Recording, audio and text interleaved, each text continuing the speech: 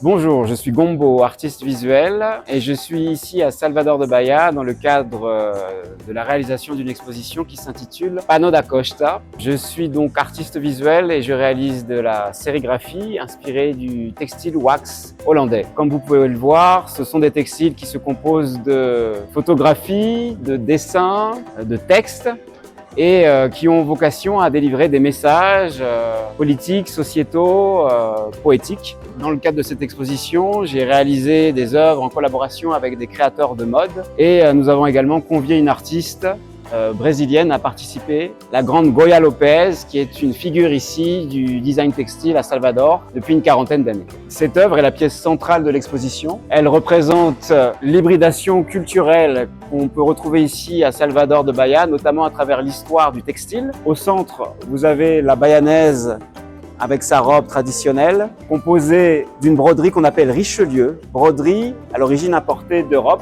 et qui porte le nom du cardinal Richelieu, et qui est également composée de ce qu'on appelle le pano da costa, un tissu importé des côtes ouest-africaines, tissé par un métier à tisser. Je suis heureux d'avoir participé à la saison culturelle France-Brésil, ici à Salvador de Bahia, parce que mon projet a une forte connotation avec le continent africain et que Salvador de Bahia est une ville où on trouve énormément d'héritage de la culture noire africaine. C'est la première fois que je viens à Salvador de Bahia et que je viens au Brésil.